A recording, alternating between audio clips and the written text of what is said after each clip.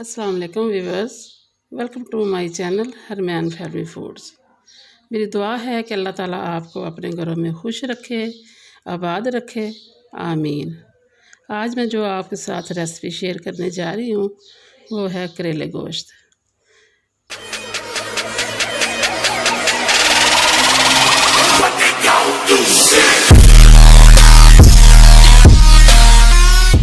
बिस्मिल्लाहिर्रहमानिर्रहीम। करेले गोश्त के लिए हमें जो चीज़ें चाहिए वो ये हैं।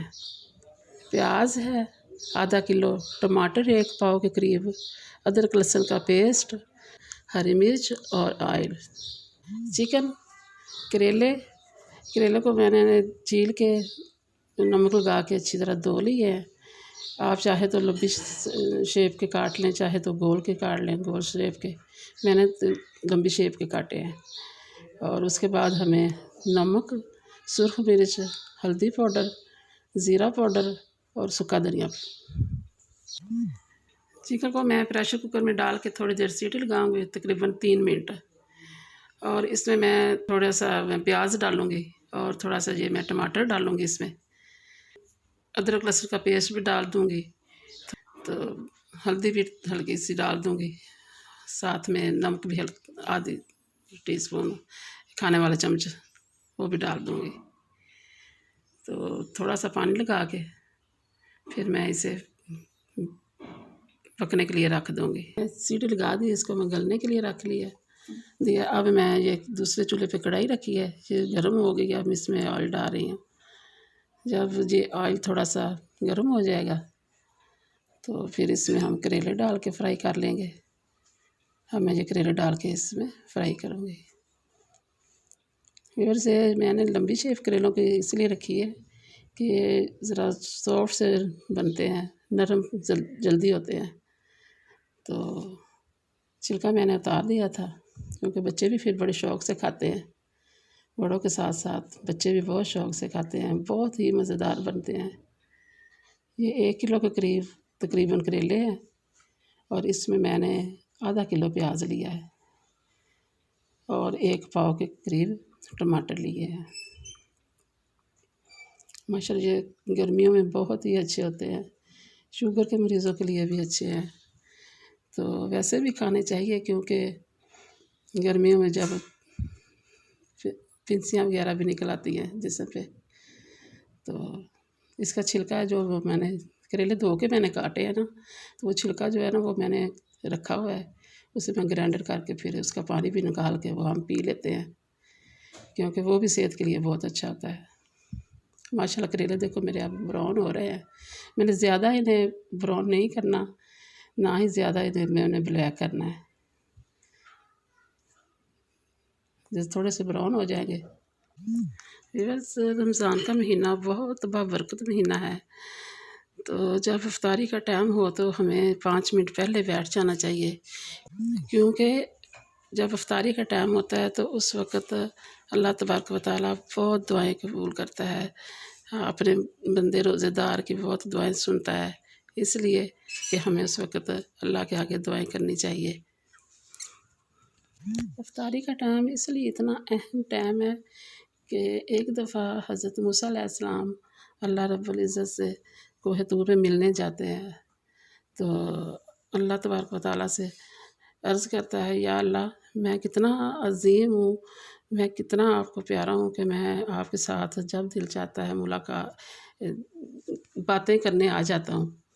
तो अल्लाह तबारक व तआला फरमाता है कि मूसा तुम वाकई अज़ीम हो, मुझे महबूब भी हो, लेकिन तुमसे भी एक ज़्यादा महबूब और हस्ती आने वाली है जो आपके बाद आएगी। मेरे प्यारा महबूब है वो भी, जिसके लिए कुल कायनात मैंने बनाई है, मोहम्मद मुस्तफ़ा सल्लल्लाहु अलैहि वसल्लम।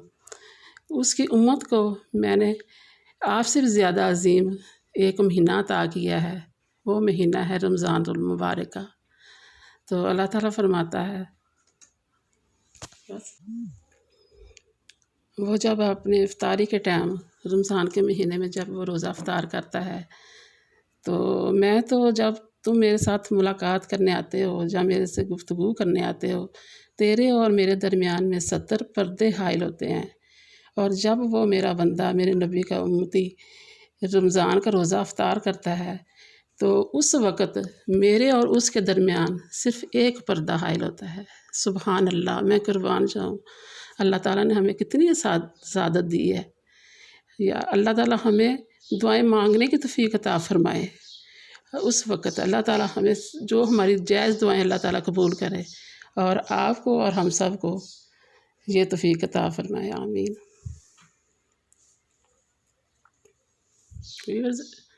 इधर मेरे करेले भून गए। अब मैं इसमें जो बाकी प्याज बचे थे वो डाल दिए। ये भी मैं साथ ही भूनूंगी।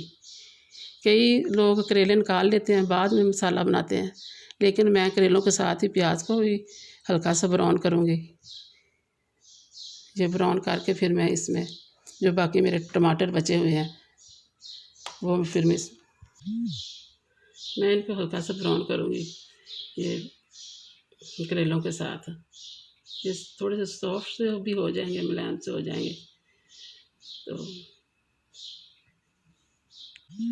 मैं इसमें हल्दी जो बची थी, थोड़ी सी सुर्ख मिर्च थी, वो भी डाल दूँगी साथ। ये नमक, ये भी इन करेलों के साथ ही मिक्स करूँगी मैं। ये ज़ीरा पाउडर है, सूखा धनिया है, ये भी साथ ही मिक्स कर दूँगी करेले। अब ये सारा जब मिक्स हो जाएगा अच्छी तरह,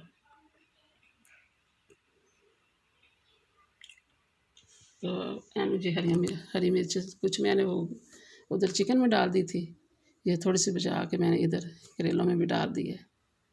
अब सारा मसाला जो जितना मैंने डाला है इसे सबको मिक्स कर दूँगी। ये अच्छी तरह जब मिक्स हो जाएगा एंड पे फिर जाके हम इसमें बाकी जो टमाटर बचे हैं ये डाल दिए मैंने। ये तकरीबन 1 पाव के करीब टमाटर थे, जिसमें से थोड़े से मैंने चिकन में डाले हैं और बकाया बाकी सब मैंने इधर करेलों में डाल दिए। इस तरह अगर आप इस तरह पकाएंगे जिस तरह मैं पका रही हूँ तो फिर ये बहुत ही मज़ेदार बनेगा। मैं थोड़ी देर के लिए इसे दम पे लगाऊंगी ताकि जो टमाटर है ना जो वो सॉफ्ट हो जाए। इधर चिकन को देख लेते हैं, हाँ माशाल्लाह ये भी हो गया तैयार। इसका थोड़ा सा पानी अभी है, ये भी खुश्क हो जाएगा। इसमें थोड़ा सा मैं ऑयल डालूँगी।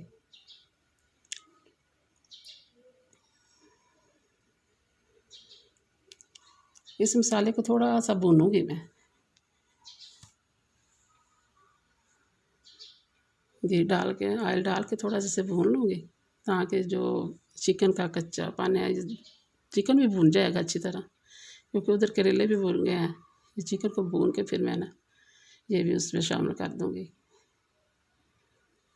इस तरह माशाल्लाह चिकन भी मेरा गल चुका है और मसाला भी बहुत अच्छा मैट हो गया है। ये गरम मसाला मैं इधर चिकन में डाल दिया है। इस तरह करेले का बहुत टेस्ट आता है, बहुत मज़ेदार बनते हैं। बड़े तो बहुत शौक़ से खाते हैं, ये बच्चे भी बहुत शौक़ से खाएंगे जब आप इस तरह पकाएंगे। तो इस तरह मैं पका रही हूँ।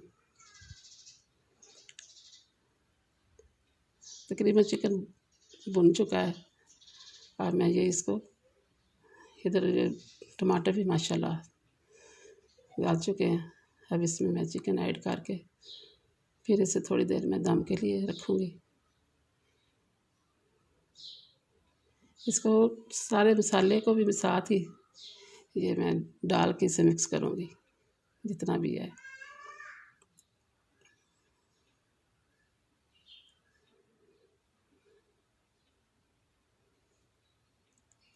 अब सारा जो एक साथ फिर से मिक्स कर लूँगी।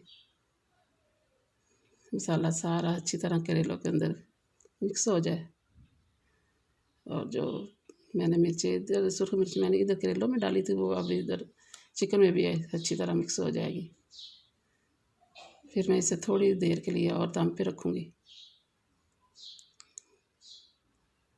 माशाल्लाह बहुत मज़ेदार बनते हैं, माशाल्लाह बहुत ही मज़ेदार हैं।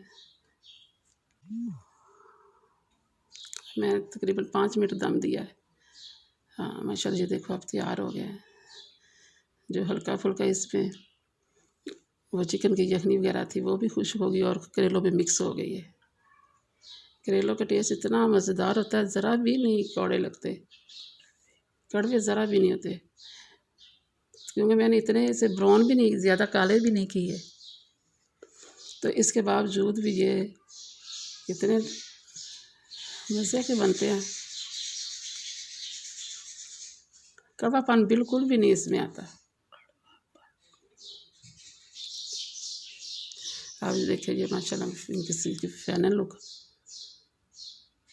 बहुत मज़े के बने हैं ये करेले। ज़रूर इस तरीके से पकाना ज़रूर, पका के फिर खाना भी इफ्तारी के टाइम।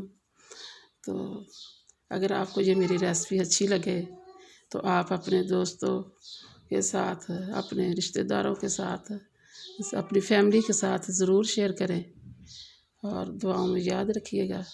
अपना बहुत सारा ख्याल रखिएगा। अल्लाह हाफ़िज़।